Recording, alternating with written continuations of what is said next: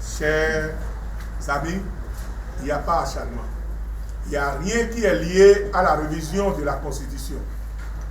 C'est un fait qui existe, disons qui existait, dont le père même a sanctionné par un arrêté municipal en limogeant l'ancien premier adjoint, l'ex-maire de Cotonou. C'est un point de presse du conseil municipal de la mairie de Cotonou pour situer les responsabilités et donner raison à la démarche gouvernementale de révocation du maire Léadi Soglo.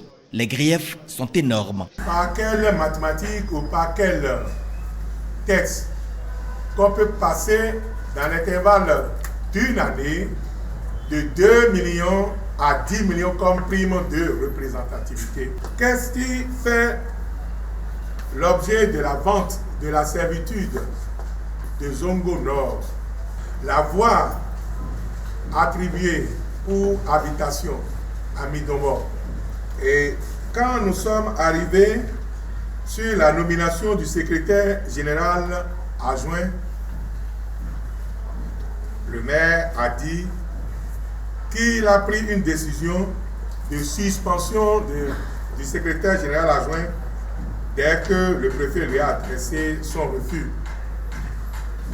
Le conseil, l'ensemble du conseil, présidé par le préfet, lui a demandé de nous fournir, séance tenante, cet arrêté de suspension ou d'envoyer le secrétaire général qui était présent au lieu d'audition, d'aller nous ramener une copie pour prouver sa bonne foi. On n'a pas eu satisfaction. On lui a posé la question de savoir pourquoi il a décidé de voyager malgré le refus de l'autorité de tutelle parce que les fonds sont les fonds de la commune. Il a dit qu'il n'a pas pris un courrier ou une lettre pour forcer son voyage. Séance tenante, le préfet lui a donné copie et il s'est étonné d'avoir signé ce acte. Une dame a été nommée secrétaire générale adjoint. Nous l'avons dénoncée, disant qu'elle ne remplissait pas les conditions.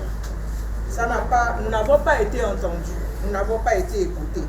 Et c'est de là que nous avons saisi le préfet pour dire qu'elle ne remplit pas telle et telle condition. Je puis vous dire que tous les cadres qui ont été nommés en dehors de l'administration municipale, aucun d'eux ne sait ce que chacun gagne, on ne sait rien de leur salaire jusqu'à aujourd'hui. Nous avons fait tout ce que nous pouvions faire. Et ce n'est pas fini. C'est écrit que le directeur de la police municipale est un agent, est un cadre A1 de la mairie et qu'il sera secondé par un officier de police judiciaire ou bien un inspecteur de police. Aujourd'hui, les deux qui sont à la mairie sont des retraités.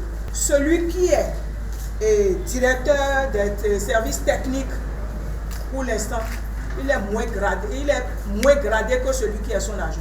C'est-à-dire, le maire a été pris en otage par ceux qui lui promettent son soutien. Et il est obligé d'accepter tout ce que les autres lui proposent. Regardez ceci. Vous voyez, 2014, 11 milliards payés. C'est ça qu'on nous demande, c'est ce qu'on nous a remis pour dire de voter. 11 milliards payés en 2014. Mais nos investigations, voilà le volume de ce qu'ils ont envoyé à la préfecture. Regardez.